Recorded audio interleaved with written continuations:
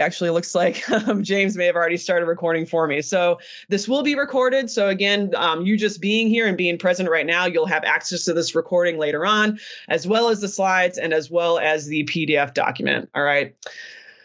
Okay, so Silas said he can see it now. Great. That's hopefully, and then that means that the rest of you can also see it. If we have a couple other people join, though, I'll keep an eye on that, and I may post it again a number of times so we can access that. So for now, I'm going to actually share my screen. Let's see. I'm going to go ahead and get that going, and I'm just going to show you quick how to, on your end, once you pull up that PDF, what we can do with that. So this is how it should look on your end. Hopefully you can see my screen. If you cannot see my screen, let me know in the chat. But it should be the PDF document here that you can see on my screen. It says, how am I doing? There's like a big circle type thing on the front.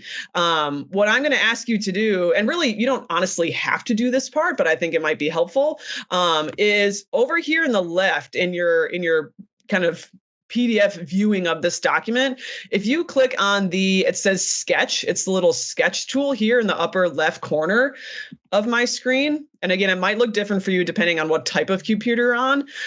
What I can do is with that sketch tool, once I click it, basically, as I'm going through this first part of my exercise, I can circle which number applies to me. And it kind of looks messy there, but what I like about it is it makes it a nice, pretty little circle once you try to draw your own circle of it. So again, if you want to use that tool, you can to kind of assess, here's where I'm at for my mental health and my physical health and whatnot. So that's a tool that you can use if you'd like on your end as you go through this document on your own. If that's, not happening for you today, what you can also do is just on a sheet of paper next to you or on your computer, you can jot down on a scale of 1 to 5 where you're at with these different areas. Okay. So let's kind of talk about that, though, because that is what I'm going to have you do here on your own in just a bit. Basically, with this document, we're starting here with a nice quote that I like. Balance is not something you find, it's something you create. So really, when it comes to work-life balance, it's really about not necessarily eliminating things from our lives. We can't, unfortunately, always just say, oh, I'm not going to work or I'm not going to go to school, right? We have a lot of things in our life that are competing for our time and energy and attention. So how do we balance all those things, right? How do we put forth the energy and focus and attention into the things in our life that are important to us, right? And that's going to look different for everybody. So really, again, the point of this exercise here is to just check in with yourself and ask yourself how you're doing in these different areas of your life. So we got 6 domains of your life here, and we're going to rate them on a scale of 1 to 10. So 1, it says up here, is not where you necessarily want to be. And 5 is like, I'm totally maximizing this area of my life. So again, for physical health, if I'm at a 5, I'm crushing my physical health, right? I'm exercising, I'm feeling healthy, I'm feeling good physically, right? We also have mental health, and we got kind of little descriptors next to them as well. Your environment, your hobbies and interests, your relationships, and then your student or professional life. Okay, so that's what we're going to be doing here in just a bit, is you're going to be rating yourself on a scale of 1 to 5 for each of these areas. Okay. Once you do that, if you scroll to the second page, hopefully you can still see my screen here. It says, as you complete this exercise, I want you to reflect on 3 questions. So you're also going to fill out these questions here below, and I'm going to give you plenty of time to do this. I'm going to give you probably about 10 or so minutes to do this on your own. And then we're going to go out into our breakout groups where you're going to discuss both what you filled in up here, your different, rankings for these different domains of your life. And then you're also going to, in your small groups, talk about your responses to some of these questions. Okay. Obviously, get as personal and intimate as you'd like. If you don't want to share some things, you obviously don't have to. But really, this reflection is just, it's a good starting point for this workshop, because again, to figure out how to have a better work-life balance, we kind of need to assess where we're currently at. Okay. So this is not meant to be where you think you should be. Obviously, I would love to be at 5s for all these, but I'm just not. Okay. If you are, kudos to you. That's awesome. But this should not be thought of as where you would like to be, more of where you're at now. Okay. Where you're currently at. Do some reflecting, some critical thinking, some analyzing about your own life, your own situation, in terms of these 6 domains. And then as you work through those questions. We'll have plenty of time to do that on your own, and then as well in your breakout groups. And then after the breakout groups, I'm hoping we're going to get some brave volunteers to share some responses and thoughts and opinions and reflections that you have. Okay, so I'm going to go ahead and stop sharing my screen. And I'm going to get you going in those breakout groups. Let's see, it looks like nobody new has joined. So you should, again, also have access to that PDF. Please let me know in the chat if you do not. But I'll give you another second here or so just to download that, or let me know if you have troubles downloading it, because once I put you into your great breakout groups, I don't believe you'll be able to access it. Again, you're going to kind of be in like a separate group than when we're in now. And then I'll bring you back in 10 minutes. And then actually what I'm going to do is, before we do our breakout groups, we're all just going to stay on mute and we're going to work through that handout on our own for 10 minutes. Okay. So I'll set a timer for myself. You're going to have 10 minutes to work through both that big circle thing on the first page by yourself, and then also those 3 reflection questions on your own. You'll see on the document too that there are questions at the very bottom of the second page that say, "What now?" Don't answer those. That's for later on after our workshop, kind of our next steps or action steps. All right. So the what now questions, ignore those for now. We're just going to be doing the circle diagram and then the 3 reflection questions at the top of page 2. Okay. Let me know if you have any questions about that. But what we're going to do right now is just mute ourselves, hang out on our own, go through that worksheet on our own. And then I will give you a heads up here in about 10 minutes and we will go into our breakout groups. All right. So good luck and enjoy this exercise. Just a heads up, about 5 minutes left. And I'm also, for those of you who, if you had trouble opening the document or whatnot, I'm going to scroll my screen down. You can see my screen for the 3 reflection questions that you also need to answer on your own here in the next 5 minutes.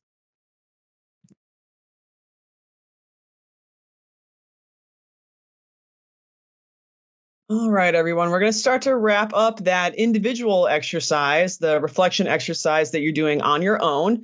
So I'm going to stop sharing my screen and put you into your breakout groups now. So again, in these breakout groups, share what you came up with for the first circle part of the exercise on page 1, and then as well as your reflection questions, just kind of discussing in your groups for about 10 minutes or so what your thoughts and feelings and ideas are about the exercise when it comes to work-life balance in your own life. Okay, so in just a bit, I'll put you in your groups, and then I will bring you back into this main group in about 10 minutes. Okay. So I'm going to go ahead and do that now. Let's see. Okay, so there will be about 2 or 3 of you per room. All right. Enjoy. You're going to be going into your room here in just a bit. All right, y'all, welcome back. Should be coming here back to our main meeting. Hopefully we didn't lose anybody along the way. It sounded like there were some good conversations going on. I kind of creeped into a couple of rooms. So hopefully there are some good discussions, either using our microphones or in the chat. Either one works. Now, if I could get some brave participants to just share, some of the things that you were talking about in your groups, or some of the things that you personally reflected on with this exercise, that would be awesome. Again, you can do that in the main chat if you'd like, if we're not using our microphones today for whatever reason, or if you'd like to reflect on some of the questions on the second page of the document, or the first part with the numbers and the circle diagram, whatever you'd like. We'll take the next couple minutes here before we get into our slides, just to chat about that exercise and what we think. Any thoughts out there? Hey there, Emily. Hey. It's been really interesting doing this exercise. I would actually suggest doing this exercise like every semester to put yourself back in check. Mm-hmm. Yeah. Because I have basically overwhelmed myself with school versus all of the other areas. I mean, I have the support and everything. It's like I'm ignoring the fun, I'm ignoring the physical, I'm ignoring all kinds of stuff just in light of school. And while that's bad, it's also good because I am at least getting good grades in school. So sure. But finding that balance is not an easy feat. Right. Exactly. Exactly. Thanks so much for sharing, Kristen. And you're right. I do think it's a good idea to kind of check in with yourself like this every so often. And yeah, like I'll give you all this document so that you have it to use whenever you'd like. But it is a good thing to refer to and reflect on every so often to just kind of see where you're at. And like you said, maybe you're so deep into one area of your life that you don't necessarily even realize sometimes, like, oh my gosh, I've completely neglected these other areas of my life. And like you said, they're there, you got support systems and maybe you do some physical activities here or there or whatnot, but to really rate yourself and see where you're at can be super eye-opening. And like you said, sometimes life will demand our attention in some areas more than others. Like you said right now, for you, you're big into school. You're diving headfirst into your school right now and it's paying off. You're doing well in school and there's nothing wrong with that, right? Like there's really no right or wrong with any of this stuff. It's really just, if we're looking for more balance, if we are looking to do well in school, but also take care of our physical health and our mental health and do some fun things here and there, how can we kind of manage that and balance all that together, right?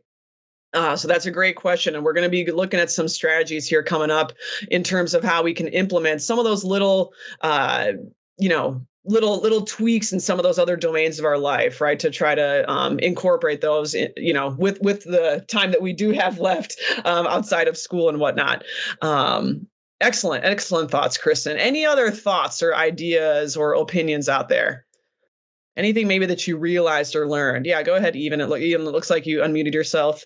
If I'm surprised by how like I think for most people would put like number 5 for student.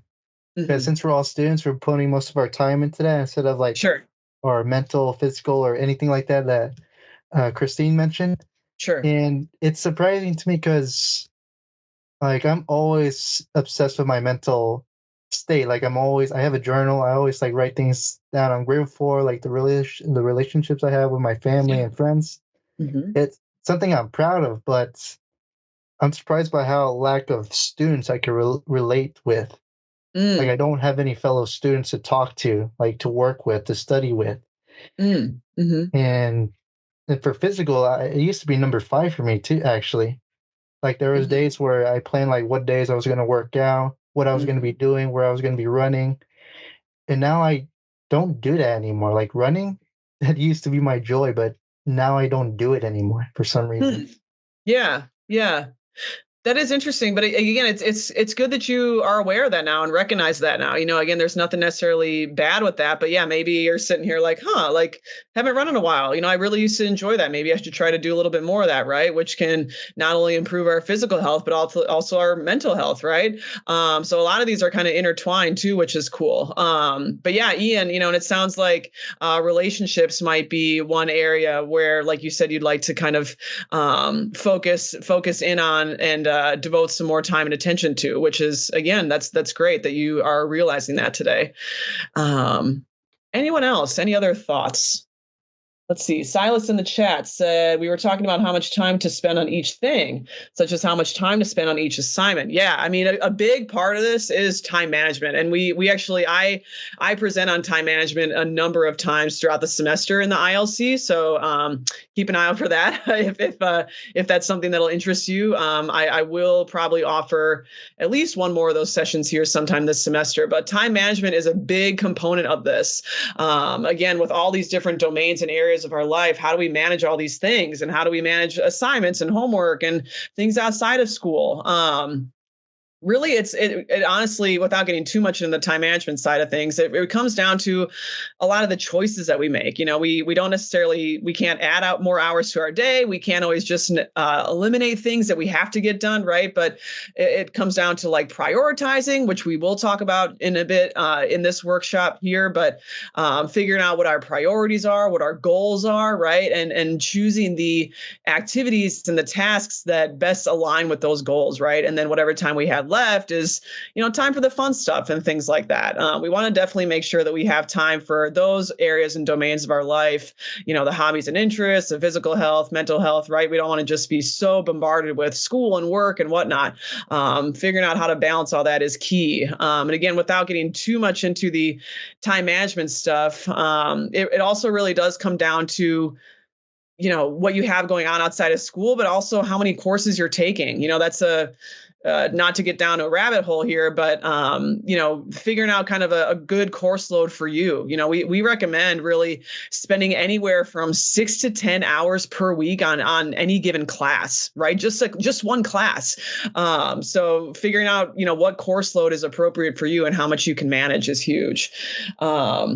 Yes, time management and accountability is hard. Yeah, absolutely.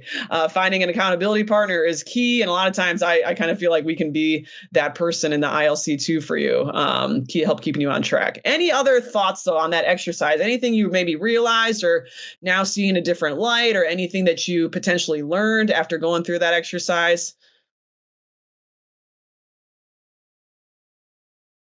I think you are saying it out. Everything depends on you're organizing yourself.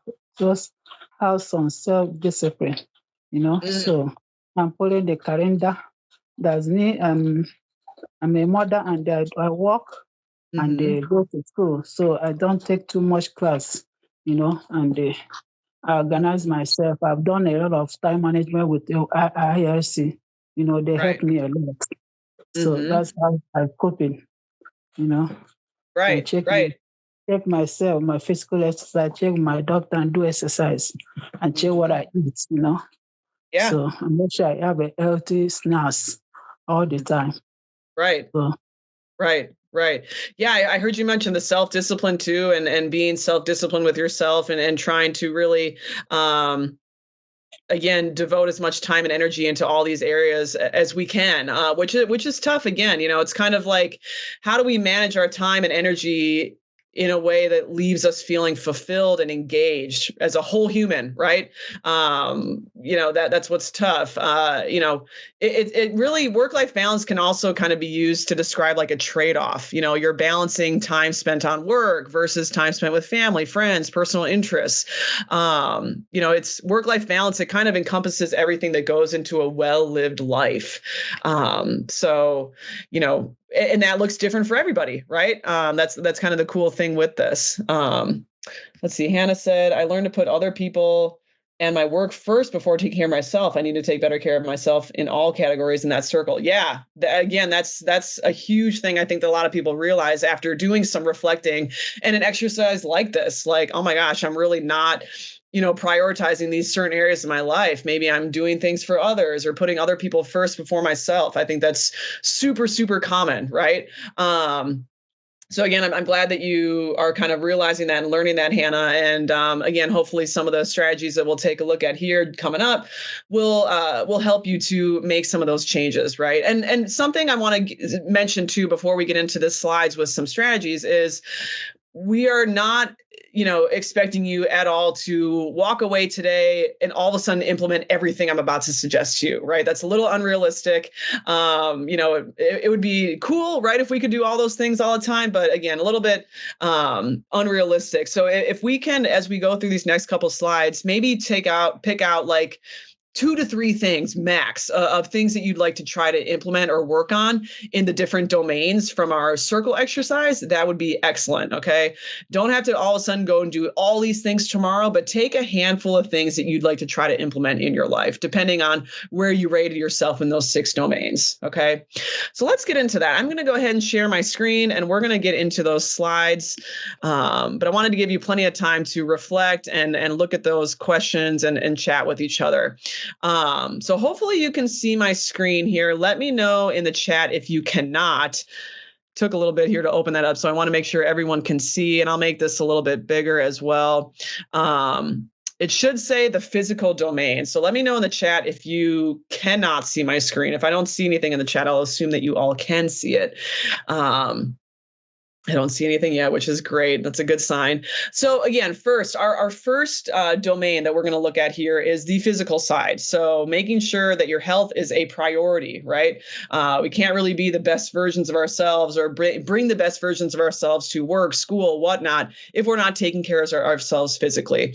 So again, a lot of these things too, you might notice on the next couple slides, some of these might seem obvious, like, well, yeah, duh, obviously we need to get enough sleep.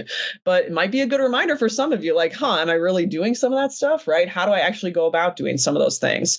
So eating a healthy diet, this can look different for a number of people, right? I would suggest taking a look at those macronutrients, right? Making sure we're getting enough protein, fats, and carbohydrates, really fueling our bodies in an effective way. Okay. So eating a healthy diet, getting enough sleep. I think the experts out there that say anywhere from 6 to 8 hours, right? Again, that will vary depending on the person. I know some people who they're like, I need 10 hours of sleep. And some people are like, I'm fine with 5. James, actually, if he's still here listening to this, our boss here in the ILC, he's able to function on very little sleep, which is impressive. But do some self-analyzing there, whatever works best for you. Make time for relaxation and self-care. That is huge. And there's a number of ways to do that. You can read a book, you can, get a facial, go for a spa, right? Self-care, pedicure, anything. There's a lot of different things that you could do there for self-care. Spend time outside, especially in the sun. Get that vitamin D. That is super, super important, right? If those of us, who have fair skin, make sure to wear that sunscreen, right? But spending time outside in that fresh air in the sun is super, super underrated, but really important. Kristen said, I need to work on sleep. Oh my gosh. Yeah. Oh my gosh, Kristen. Yes, you need to work on sleep, for sure. Thank you for sharing that, though. That's awesome. Make sure to drink plenty of water as well. That's super important too. Move your body. That can look, again, different for everyone. It could be just going for a walk, going for a run, going to the gym, lifting weights. Any kind of exercise or physical activity is super crucial as well. And again, just mentioned it, but go for a walk, right? I would say at a minimum, go for some walks, especially here as the weather starts to get nice. Move your body. Really, really important to move your body. Okay. So the mental domain, this is now looking into our mental health, helping us to become a little bit more emotionally resilient, right? Engage in meditation or mindfulness practices. This is a really kind of a hot topic thing right now in the world today, meditation and mindfulness. What we recommend, I heard Ian mention before, journaling. Journaling is actually a great idea. It's kind of another form of meditation or mindfulness is journaling, but also, going through some guided meditation practices. There's lots of apps where you can do that. The one that I like is 10% Happier. There's another one called, oh my gosh, it's a really common one. What's it called?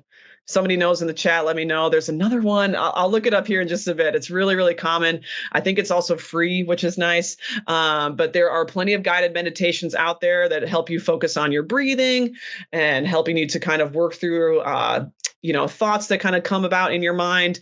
But mindfulness is really, really big. It's big on not necessarily getting rid of bad thoughts or intrusive thoughts, but learning how to kind of sit with them and work with them and accept them. Right. Ian, the 3 things you're grateful for. I love that as well. That's another form of mindfulness, kind of reflecting and doing gratitude practices is hugely important, Make time for quiet time. I think that's really, really key as well. Similarly, try to implement screen-free time, especially before bed. So again, the sleep experts always talk about before bed. I want to say they say anywhere from 30 minutes or an hour before bed, at least, to try to limit that blue light, TV and phone screens and things like that. Give yourself breaks and rewards. Take time off as needed. I know this can be easier said than done, but making sure that we take time for ourselves, give ourselves breaks, especially Kristen, really deep in that schoolwork or, work outside of school as well. Make sure that if you have vacation time, use it when you need it. Give yourself breaks, give yourself rewards as you move forward and make progress on projects and things like that. But really give yourself that space that you need for your mental state. Read books, listen to music, set aside time for meaningful commitments that are important to you. This could be like volunteering or, things like that. Anything that is meaningful or important to you, any type of outside commitment, make time for those things. It's really, really important. And then just practice other forms of self-care. We talked about a little bit some of those previously, but if you have any ideas that you'd like to share in the chat, other, self-care methods or tips that you have for your peers, feel free to share those. Kristen said, I listen to meditation music while I study. That is awesome. I love that. I'm one of those who, when I study, it's got to be like dead quiet for me. But yeah, if you like to listen to something kind of light in the background, I love the idea of meditation music. That's awesome. Yes. And as we go through these slides too, if you have any specific suggestions or ideas that you want to share with your peers, please do that.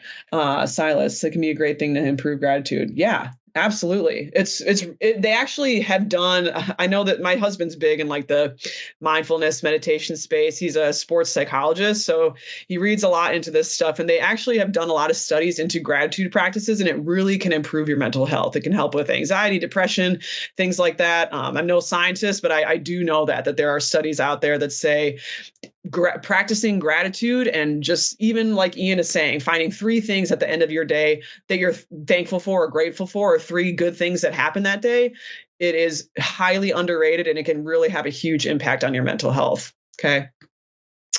So your environment, how do we build our own environmental wellness? Be selective about the people you surround yourself with. Okay. I know that can, again, be easier said than done sometimes, especially if you maybe work with people who are challenging or difficult or whatnot. But if you can, in certain spaces of your life, be selective about the people that you hang out with, right? Life is too short to be hanging out with people who are, negative or bring your energy down or things like that, right? Maintain a clean, decluttered, and organized space. So whether that's at work or your school space or in your personal space, your room, your house, whatever, try to keep that clean, decluttered, and organized as much as possible. Might not seem like a big deal, but again, they've really looked into research about that, and it does help with your mental state if the space that you're working in is functional and workable, and it helps you kind of maximize your potential, right? Similarly, establish your ideal work environment. Like what Kristen mentioned before, do you like to have music in the background? Do you need to be totally by yourself in the quiet, right? Is it warm? Is it cool? Do you like sunlight? Artificial lights, whatever, figure out what your ideal work environment is. Do you like to work in the morning, in the evening, in the afternoon, right? These are all things to self-analyze. Separate your workspaces from relaxation spaces. This is key, especially if you do a lot of things from home or if you work from home, right? Making sure that even if you don't have a dedicated office space or a room like as an office, making sure at least that you can have some separation from where you work and study versus where you relax and take that time for self-care. Bring in more light, especially natural light, and then add in more color. Kind of a fun suggestion there. If you're into that, can kind of help brighten the mood, right? Find spaces of tranquility, going for walks, a bench in the park, even if it's a window in your house that has a nice view outside, right? Find those spaces of tranquility. Even hone your green thumb. If you're into that, if you're into the plant babies and like to have greenness around you, I think actually that can have a big impact on your mental state as well and your environmental wellness. Having some greenery and some plants around, some flowers, whatnot. If you're into that, I do think it can help with things for sure.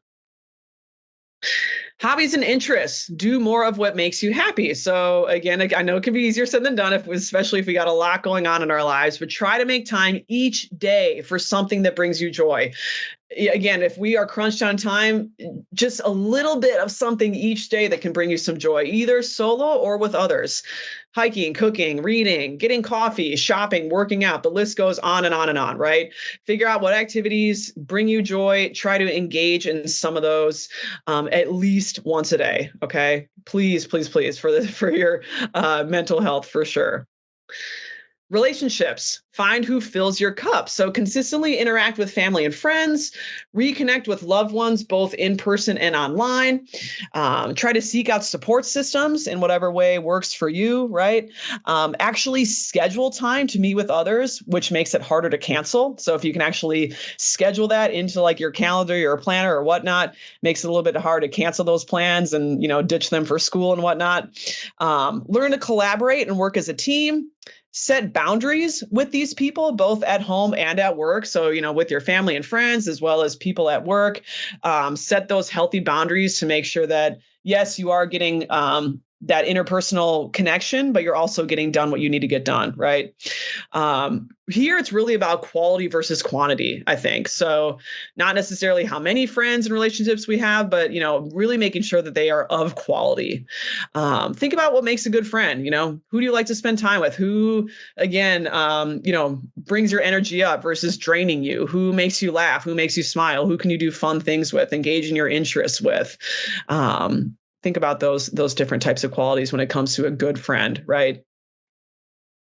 Student and professional life. So I know we're going through these a little bit quick here. I just want to make sure that we have time to do those next step questions and chat about those for a bit. But here, the last domain, student and professional life, which I know a lot of you said you're spending a lot of time in right now, which is okay. Again, that's just kind of the season of life that you're in, right? How do we, though, be more effective in this area of our life? A lot of it, again, comes down to productivity, prioritization, and avoiding procrastination, right? So setting a schedule to help manage your time and try time blocking. So, time blocking would mean like, carving out chunks in your day for certain things. Like from 2 to 3, I'm going to be studying science at the library, right? Being very specific and intentional about what you're doing and when, and actually writing those things down in your calendar planner can be super helpful. Similarly, don't multitask. Multitasking doesn't work, okay? They've done a lot of studies about that too. I'm not just saying it. Instead, have realistic plans and focus on completing one task at a time. The key there is realistic. Don't overload yourself. Avoid decision fatigue. So what this means is, try to, your hard decision making, try to do that early in the day. As the day goes on, we start to get mentally fatigued and worn out and things like that. So also, if possible, try to limit and simplify your choices as much as possible. Avoid that decision fatigue. Do not overcommit. We just mentioned this before, but learn to say no to requests that do not directly align with your why. Okay, so think about what your why is, whether it's with school or outside of school. And as hard as it can be, try to say no to things that don't align with your why or your goals. Set priorities based on importance and urgency, making sure that they correspond with your goals. Hannah said, I really need to learn to say no. Same. I'm still working on that. So again, here, priorities, when it comes down to, I know Silas mentioned this before, figuring out exactly what needs to get done and how much time to commit to it. Think about importance and urgency when it comes to priorities. Obviously, we have a lot of things we need to get done, but in terms of what needs to get done first, we're thinking about what's important and what is most urgent. Also, allocate your most productive hours to important tasks and then group similar tasks together to increase efficiency. All right. Set reasonable and specific goals and address the underlying reasons for procrastination and then reward progress made on projects. So a big way to overcome procrastination is to address the underlying reasons for it. If you are nervous about it or have anxiety about that subject or that course, maybe you think you don't have time to do it or it's too overwhelming. Try to find that underlying reason why you're procrastinating and then try to essentially do the opposite, right? Like if you're like, I just don't have time to work on this, just spend 10 minutes on it for now, right? Just chip away at it slowly but surely and reward your progress made on projects. It's almost like when you have a dog and you're trying to reward good behavior, right? Same thing here with overcoming procrastination. The more that you can make progress on something, reward yourself so that you can continue that good behavior. All right. So I know we only have a couple minutes left. What I do want to do here quick before you head out, and you can just kind of do this on your own. If you want to write the responses down, you can, or if you want to take more time to think about it later. But these are the what now questions that, hopefully after going through some of those slides, we can really assess what area of our life we'd like to make a change in, right? One of those 6 domains that you worked on previously. Think about one action that you would like to implement that can make a difference. So one of the things maybe we discussed in the slides, something that you could implement that can make a difference in that area of your life. Number 3, how can you keep this sustainable by having accountability built in? I know that was something Kristen mentioned before, this idea of accountability. And number 4, what might you have to sacrifice to improve in this area? Unfortunately, sometimes life is about sacrifice. So if we want to improve one of those domains of our life, for our work-life balance, what might we have to sacrifice to improve in that area? So feel free to take some time here to think about those. I do understand, though, if you have to hop off and go into your next session, if you'd like to, again, you all should have access to this document. If you'd like to work on this more later and think about it more later, you can. Definitely take some time to reflect on these questions. And again, you will have access to the slides if you'd like to look at some of those suggestions later on as well. But thank you so much for attending today. I wanted to say that before you guys hop off. Really, really appreciate the participation and the feedback. Let me know in the chat if you have any questions or anything. I will hang around here for a couple minutes or so. But otherwise, James in the chat included links to the different 2 p.m. sessions that are going on. There is a AI session at 2 p.m., which is super interesting. I know AI is big right now. And then having a professional social media presence is the other one. So take a look at the meeting chat above and you'll see links to those different 2 p.m. sessions that you can join. Okay. Otherwise, I will hang on here for a couple more minutes in case anyone has any thoughts or questions. But thank you again for attending today.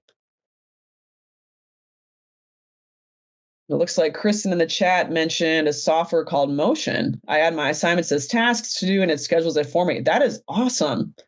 Thank you for mentioning that. I'm going to definitely look into that later, Kristen. I'm going to go ahead and stop sharing my screen too. But feel free to click that leave button whenever you're ready if you have no other questions, and enjoy your 2 p.m. sessions or enjoy the rest of your day.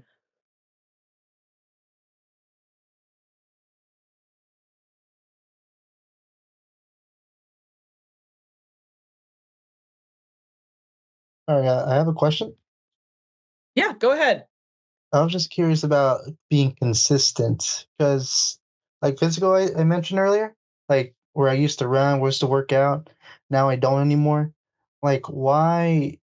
Because there are times where I go back to it again to do like for like a month or so, and then I'll stop again. And it just becomes a pattern at that point. Yeah. So, like, how to be more consistent with it? Yeah, how to be more consistent. Like, why do I lose that motivation? What is making me stop? That, I don't know if I can answer for you. That might be a reflection question that you need to do. Is there some type of reason why you're stopping? Is it because you're feeling sore or tired, or you're not interested in it anymore, right? There might be a number of reasons why you stopped doing it. I would say if you'd like to be more disciplined about it, especially when it comes to physical health, that can be tough. Like, knowing that we have to run or go to the gym or work out, we know it's good for our physical health, but how do we, like you said, stay consistent, stay disciplined? A lot of times it's just about kind of holding yourself accountable. And even on those days where you don't want to run or don't want to go to the gym, having that, I've heard actually people say that it's not so much about motivation. Like, a lot of times we don't have motivation to go to the gym. I go to the gym 6 days a week, and a lot of those days I don't really have the motivation sometimes, depending on if I'm tired or worn out or I'm just socially exhausted.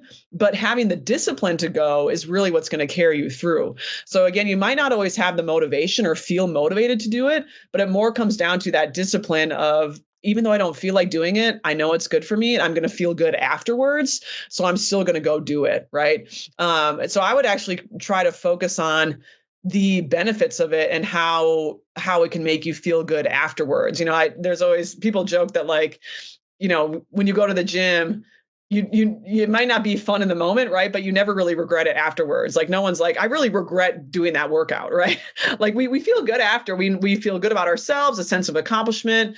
Physically, it can help us feel good. So yeah, on those days where maybe you don't feel super motivated or encouraged to do it, I would try to tap into that self-discipline, and just know that, again, it might not be the most fun thing. Sure, maybe you'd rather stay at home and watch TV or play video games or something like that, but it's something that we know is important for us and we won't regret it in the long run. So maybe, like, what I would do, Ian, is maybe carve out certain days where you want to run. Like, we don't necessarily need to run 7 days a week. That's kind of a lot on our bodies, but maybe, as you're trying to get back into it, dedicate 3 days a week where you'd like to run, right? And really, like, hold yourself accountable with that. Put it in your planner, put it in your calendar, put a reminder in your phone or something like that. Hey, going for a run today at 4:00, right?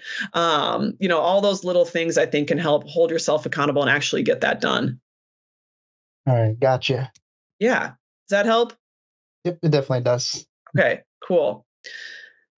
I actually just realized I'm still recording too, so I'm going to stop that recording. But again, if anyone has any questions, let me know. I'll hang around here for a couple more minutes.